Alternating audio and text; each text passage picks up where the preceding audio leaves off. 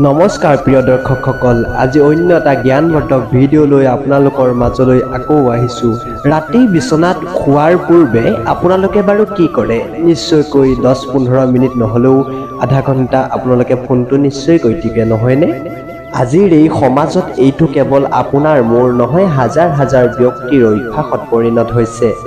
আপুনি বাৰু শোৱাৰ পূৰ্বে ভগৱানক চিন্তা কৰি টোপনি যায়নে? যদিহে নেযায়, আজি আমি আপোনালোকৰ মাজত আলোচনা কৰিম এনেকুৱা 5টা কথা, যিকেইটা 5টা কথা আপোনালোকে শোৱাৰ পূৰ্বে যদি ভগৱানৰ সৈতে স্মৰণ কৰে, তেন্তে আপোনালোকে দেখিব আপোনালোকৰ জীৱনত চমৎকাৰ হ'বলৈ ধৰিছে। বিচনাত শোৱাৰ পূৰ্বে আপোনালোকে পৰমাত্মাৰ সৈতে পাতক এই 5টা কথা। এই 5টা কথা আপুনি সদায় পৰমাত্মাৰ লগত পাতিবলৈ লওক, দেখিব আপুনি যি বিচাৰে তাকেই পাবলৈ ধৰিছে। এই 5টা কথাত ইমানেই শক্তি আছে, ইমানেই বল আছে, আপোনাৰ জীৱনৰ যিকোনো দুখ নহওক, আপোনাৰ জীৱনৰ যিকোনো পাপেই নহওক, ইয়াৰ আগত তুচ্ছ, ইয়াৰ আগত সকলো পাপ নাশ হৈ যাব আৰু আপুনি জীৱনত আপোনাৰ এটা সঠিক ৰাস্তা পাবলৈ সক্ষম হ'ব। দিনটোৰ সমস্ত কাম যেতিয়া আপুনি শেষ কৰে, আপুনি শেষ কৰি আহাৰ মুঠি গ্ৰহণ কৰে আৰু গ্ৰহণ কৰাৰ পিছতেই আপুনি শুবলৈ যায়। আপুনি যেতিয়া বিচনাত শুব, চকুহাল মুদি পৰমাত্মাৰ সৈতে মাত্ৰ এই 5টা কথা পাতক। আপুনি প্ৰথমে আপোনাৰ যিজন ইষ্ট দেৱতা, অৰ্থাৎ আপুনি যিজন দেৱতাক পূজা কৰে, যিজনক আপোনাৰ সৰ্বশ্ৰেষ্ঠ গুৰু হিচাপে মানে, আপোনাৰ পৰম পিতা হিচাপে মানে, প্ৰথমেই চকুহাল মুদি সেইজন ইষ্ট দেৱতাৰ আকাৰ আকৃতি আপুনি সন্মুখলৈ আনি লওক আৰু আপুনি তেওঁক আপোনাৰ মনৰ সেই 5টা কথা কোৱা আৰম্ভ কৰক। আৰু এদিন নহয়, আপুনি প্ৰায় সদায় এই কথাষাৰ আপোনাৰ পৰম ইষ্ট দেৱতাৰ সৈতে আলোচনা কৰক বা তেখেতক আপুনি কওক।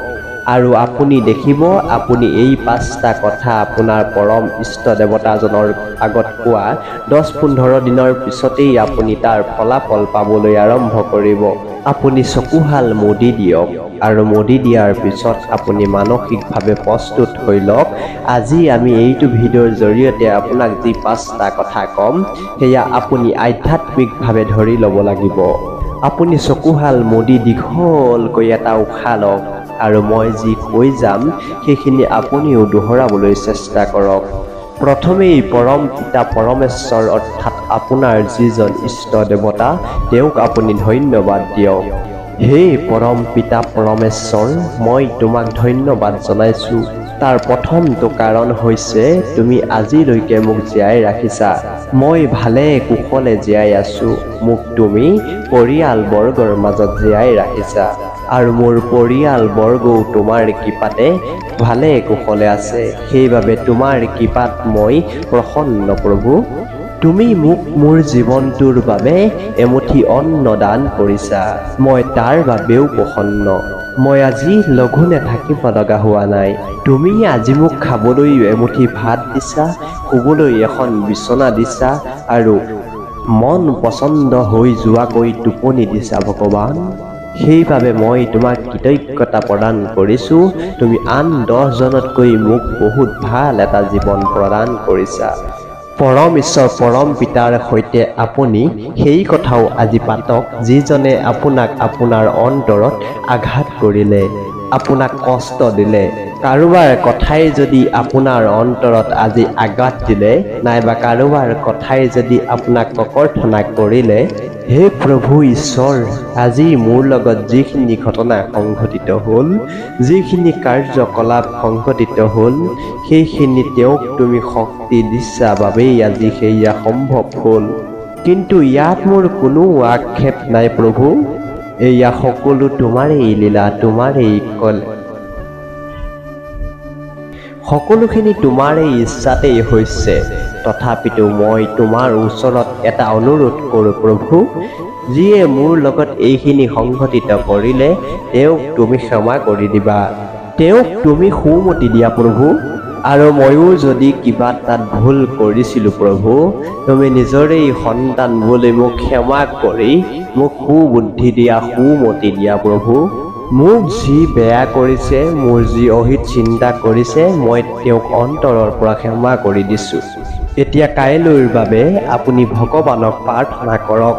হে পৰম পিতা পৰমেশ্বৰ, মই তোমাক প্ৰাৰ্থনা কৰিছোঁ, আগন্তুক আহিব লগা দিনটো মোৰ বাবে যাতে শুভ হয়। কাইলৈ যাতে মই সকলোকে সুখী কৰিব পাৰোঁ, সকলোৰে যাতে স্বাস্থ্য ভালে থাকে, সকলোৰে যাতে মন প্ৰসন্ন হৈ থাকে, তাৰ বাবে মই তোমাক প্ৰাৰ্থনা কৰিছোঁ। এই সংসাৰত অতি দৰিদ্ৰজনেও যাতে কালিলৈ অনাহাৰে থাকিবলগীয়া নহয় ভগৱান। মোৰ সন্মুখত দৰিদ্ৰজনেও যাতে তেওঁৰ জীৱন সংগ্ৰাম কৰি চলি যাব পাৰে, তাৰ বাবে তুমি কৃপা কৰিবা প্ৰভু। মোৰ দ্বাৰা যাতে কোনো ভুল নহয় আৰু মোৰ খঙৰ বাবে যাতে কাৰো একো অনিষ্ট নহয়, কাৰোৰে একো বেয়া নহয়, মোৰ দ্বাৰা যাতে কাৰো একো ক্ষতি নহয়, তাৰ বাবে তুমি মোক আশীৰ্বাদ কৰিবা প্ৰভু। হে দয়াময়, মোৰ প্ৰাৰ্থনা তুমি স্বীকাৰ কৰা। ইয়াৰ পিছত আপুনি মনত পেলাওক, আপুনি যদি কাৰোবাক আঘাত দিছিল, সেইখিনিৰ বাবে পৰম পিতাৰ পৰা ক্ষমা বিচাৰক। মোৰ সৈতে একেলগে কওক, হে পৰম পিতা পৰমেশ্বৰ, নিজ কৰ্তব্য পালন কৰোঁতে যদি কেতিয়াবা মোৰ দ্বাৰাই কোনোবাই আঘাত পাইছে, মই যদি ভুলতে বা জানি শুনি হ'লেও কাৰোবাক দুখ কষ্ট দিছোঁ, তেন্তে তুমি ক্ষমা কৰিবা দয়াময়। মই মোৰ সকলো ভুলৰ প্ৰায়শ্চিত্ত কৰিছোঁ। আজিৰ পৰা যাতে এই অধমৰ দ্বাৰা কোনেও দুখ আৰু কষ্ট নাপায়, তাৰ বাবে তুমি মোক আশীৰ্বাদ কৰা প্ৰভু। আৰু শেষত সদায় এই বিশ্ব ব্ৰহ্মাণ্ডৰ সকলো জীৱৰ কল্যাণৰ বাবে আপুনি ভগৱানক পূজা প্ৰাৰ্থনা কৰিব। আপুনি ভগৱানক ক'ব, হে পৰম পিতা পৰমেশ্বৰ, মই সকলোৰে কল্যাণ বিচাৰিছোঁ। মোৰ পৰিয়ালৰ সকলোৰে সুস্বাস্থ্য আৰু তাৰ লগতে দীৰ্ঘায়ু কামনা কৰিছোঁ। সদায় যাতে মোৰ পৰিয়ালৰ মুখত হাঁহি বিৰিঙি থাকে, তাৰ বাবে তুমি আশীৰ্বাদ কৰিবা। এই সংসাৰৰ সকলো প্ৰাণীক তুমি সুমতি দিয়া প্ৰভু, সুবুদ্ধি দিয়া। সকলো জীৱই যাতে অহিংসা ত্যাগ কৰি, অসত্য ত্যাগ কৰি সত্যৰ পথত চলে আৰু সকলোৰে তেতিয়াই সুখৰ ৰাস্তা আহিব, সেয়া তুমি জ্ঞাত হৈ সকলোকে সুবুদ্ধি প্ৰদান কৰা প্ৰভু। এই সংসাৰৰ সকলো জীৱকেই নিজৰেই সন্তান বুলি আপোনাৰ অভয় চৰণৰ তলত ঠাই দিয়ক প্ৰভু। এতিয়া আপোনাৰ চকুহাল মেলি দিয়ক। আপুনি এইখিনি কথা ভগৱন্ত পুৰুষৰ আগত পাতাৰ পিছত আপোনাৰ মনটোত বহুত শান্তি অনুভৱ হ'ব আৰু আপোনাৰ মনটো পজিটিভ ভাৱনাৰে ভৰি পৰিব আৰু আপোনাৰ জীৱনটো পজিটিভতাৰে আগবাঢ়ি যোৱাত সহায় হ'ব। চাওক, আপুনি জীয়াই আছে মানেই আপোনাৰ প্ৰতি ভগৱন্তৰ এয়া অদ্ভুত কৃপা নহয় জানো? সেইবাবে জীয়াই থকা দিনকেইটাত সদায় ভগৱানক ধন্যবাদ দিয়ক, সদায় ভগৱানক পূজা কৰক, প্ৰাৰ্থনা কৰক, আপোনাক সুবুদ্ধি দিবলৈ, সুজ্ঞান দিবলৈ।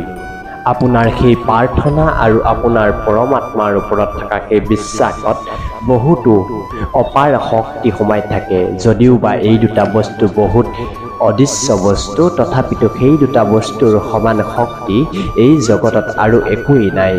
কালিলৈ পুৱা নাইবা কালিলৈ গধূলি আপুনি ভৰি হাত মুখ ধুই আহি দুডাল ধূপ জ্বলাই গুৱা পাণ সহিতে আপুনি ভগৱানৰ ওচৰত আপোনাৰ জীৱনত চলি থকা দুখ সুখৰ কথাখিনি প্ৰকাশ কৰক।